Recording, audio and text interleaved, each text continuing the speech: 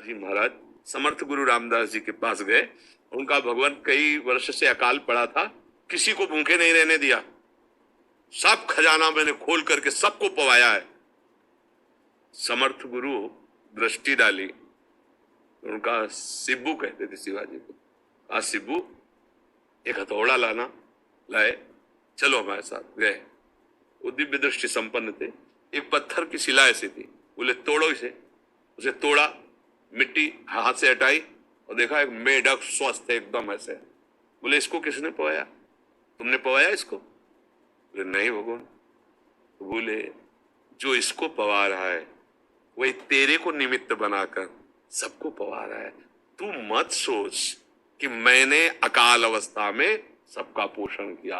वो विश्व भरण पोषण करने वाला प्रभु आपको योग्यता दे रहा है, वो आपको इस भाव में लगा रहा है। अगर हम अपने को श्रेष्ठ मानने लगेंगे तो उसकी कृपा छत्र से हट जाएंगे। अहम और कृपा, इसमें बड़ा अंतराय है। कृपा शब्द से परिचय करो, अहम शब्द को छोड़ो, ऊपर उठते चले जाओगे। चक्रवर्ती सम्राट अम्बरीश जी महाराज भगवान की कृपा में दुर्वासा जी जैसा तपस्वी, उनका बिगाड़ना चाहता सुदर्शन चक्र प्रकट हो गया। ये कृपा का स्वरूप। तो घृणा तो करिए मत और अहम भी आने मत दीजिए। पुरस्कार कोई भी दे, कोई भी पुरस्कार मिल जाए, कोई खास बात थोड़ी पुरस्कार मिलना, कोई खास बात नहीं। खास बात है आपकी स्थिति हृदय की होना। पुरस्कार मिला हर्षित नहीं हुए और तिरस्कार मिला तो शोकित नहीं हुए। आप सच्चा पुरस्कार मिला है आपको। अब हम लोग क्या होते हैं, पुरस्कार में राजी हो जाते हैं तो तिरस्कार में फिर जानते हो स्थिति क्या होती है, अब जीना बेकार है, ऐसी स्थिति आ जाती है। इसलिए शास्त्रीय अध्यात्म स्थिति की तरफ दृष्टि डालें।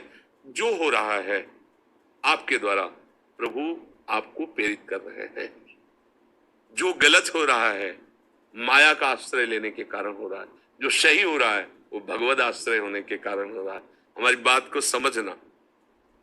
अगर हम यहाँ चूक कर जाएंगे तो फिर हम निंदा करने लगेंगे दूसरों की, और निंदा करने से उसके पापाचरण को हम ना सुधार पाएंगे और हमारे ऊपर और मलिनता आती। उसका असर ही होगा कि हमारी वासनाएं बढ़ जाएंगी, वासनाएं बढ़ जाएंगी, चाह बढ़ जाएगी। हम जिस परहित की भावना में उतरे थे वो घूम के स्वार्थ में आ जाएगी।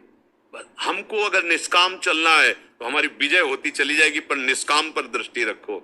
घृणा नहीं करना। हमें तो ऐसा लगता है कि हमें किसी से भी घृणा नहीं करना चाहिए। पापी से भी पापी पुरुष यदि मुझसे प्रार्थना करेंगे, उसको प्रियता देंगे, वो पाप छोड़ सकता है। पाप छोड़ दिया तो महात्मा बन सकता है, शराब छोड़ दिया तो अच्छा आदमी बन सकता है। बुरे आचरण अगर आपकी बात समझ जाए वो तो आपका सहयोग कर सकता है। अगर हम घृणा करेंगे तो बहुत दूर हो जाएगा, वो हमारी समझेगा नहीं और हमारी उससे द्वेष बुद्धि हो जाएगी। तो हमारी साधुता के अनुसार घृणा करने की जरूरत नहीं, अहम की भी जरूरत नहीं। प्रभु आपको निमित्त बना करके ही ऐसा करा रहे, ऐसी भावना रखनी चाहिए। इसमें आपका कोई प्रश्न है? हम बहुत मित्रवत बात कर रहे हैं आपसे। आप बता सकते हो, मन में मत रखना, बता सकते हो। घर में जैसे बैठे ऐसे बात बोलिए आप। मेरा प्रश्न यही था कि जिस तरीके से हमने प्रकृति को गुरु माना हुआ है, प्रकृति को ही भगवान माना हुआ है, तो क्या मैं उस तरीके वो सही रास्ते पे जा रहा हूँ, उनको भगवान मान के, उनको देवी मान के, उन्हें में श्री जी दिख रही है? हाँ, बस ये दो भावनाओं को सुधार कर लो। जिस मार्ग में चल रहे हो दो भावनाएं, किसी से घृणा नहीं, अपने में अहम नहीं, बस तो मार्ग सही है। हम आपने क्या, पहले शब्द में हम आपसे प्रभावित हुए प्रकट, दूसरे शब्द में विचारों को शुद्ध करने की बात कही, घृणा नहीं।